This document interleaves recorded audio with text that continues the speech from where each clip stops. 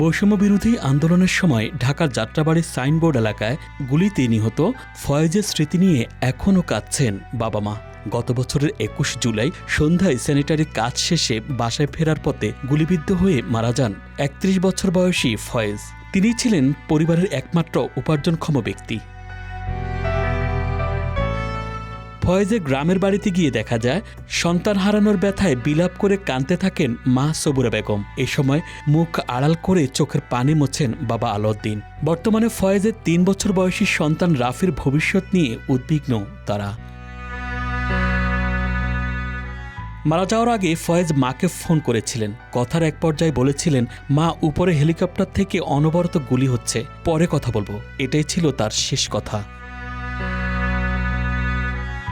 পরিবারের সঙ্গে কথা বলে জানা গেছে নিম্নবিত্ত সংসারে কম বয়সেই কাজের উদ্দেশ্যে মালদ্বীপ যান তিনি। করোনার কারণে ২০২০ সালে চাকরি হারিয়ে বাড়ি ফিরতে হয় তাকে। পরিবারের হাল ধরতে চাকরি খুঁজতে ঢাকায় যান তিনি। সেখানে এক ঠিকাদারের সাথে স্যানিটারি কাজে যোগ দেন ফয়েজ।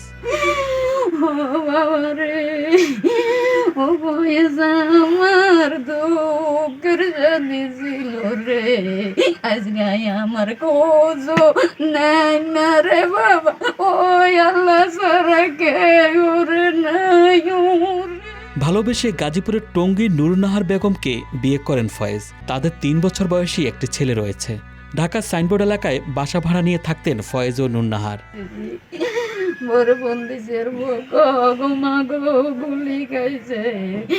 ফয়েজের নামে হায়দরগঞ্জ জাউডগি সড়কের নামকরণ, বটতলীতে স্মৃতিস্তম্ভ নির্মাণ ও কবরস্থানটি পাকাকরণের জন্য প্রশাসনের কাছে দাবি জানিয়েছে। ছেলে সন্তান লোক মারা গেছে, আমরা এদের বিচার চাই। আর আগামী দিন আমরা যে কিভাবে চলতে পারি, এই আর কি, আল্লাহ আমাদের কিভাবে রাখতে পারে এর মধ্যে সহযোগিতা। ফয়েজ ছোটবেলা থেকে ছিল অত্যন্ত অমায়িক এবং ভদ্র স্বভাবের। পরিবারের লোকজন তার উপর ভরসা করেই চলত। সরকারের কাছে ফয়েজের পরিবার ও তার ছেলে সন্তানের দিকে নজর দেওয়ার দাবি এলাকাবাসীর। হায়দরগঞ্জ টু জাউডগি সড়কটি আমাদের ফয়েজের নামে নামকরণের জন্য আমরা দাবি জানাচ্ছি। বর্তমানে অবস্থা খুবই কষ্ট করতে আছে, কষ্টতে চলতে আছে, এইভাবে দিন যাচ্ছে আছে কষ্টতে। সরকার যদি তার ফ্যামিলির দিকে সুনজরে চায়, একটু শান্তি করবে। ছেলে মরার পরও ছেলের দুঃখটা নিবারণ করবো যদি ওনাকে সরকার যদি একটু সাহায্য সরকার হাতটা ভাড়া। ফয়েজ জামাতে ইসলামের সমর্থক ছিল, তাই দলের পক্ষ থেকে তার পরিবারকে আর্থিক সহযোগিতা করা হয়েছে বলে জানান উত্তর চরাবাবিল ইউনিয়নের এই জামায়াত নেতা। দেওয়া হওয়ার পরে সংগঠন ওনাদেরকে নগদ ২ লক্ষ টাকা দিচ্ছে। আমরা এই টাকাটা বউয়ের হাতে দিলাম ১ লক্ষ টাকা এবং এই ছেলের মার হাতে দিলাম ১ লক্ষ টাকা। টোটাল আমরা ২ লক্ষ টাকা সংগঠনের মাধ্যমে তাদেরকে অনুদান হিসেবে দিচ্ছি। ফয়েজের পরিবারকে আর্থিক সহ সরকারি অন্য সব সুযোগ সুবিধা দেওয়া হচ্ছে বলে জানান রায়পুর উপজেলা নির্বাহী কর্মকর্তা। এর পাশাপাশি ওনাদের পরিবারের পক্ষ থেকে যে একটি বিষয় উত্থাপন করা হয়েছিল, সেটি হচ্ছে রাস্তার নামকরণের বিষয়ে। সে বিষয়ে আমরা আমাদের ঊর্ধ্বতন কর্তৃপক্ষকে অবহিত করেছি।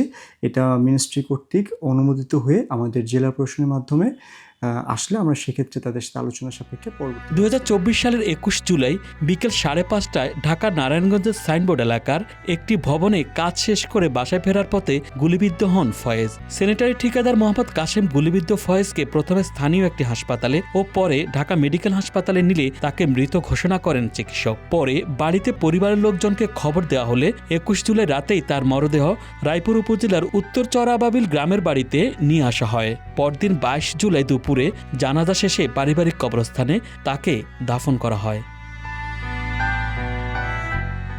Dhaka express desk report.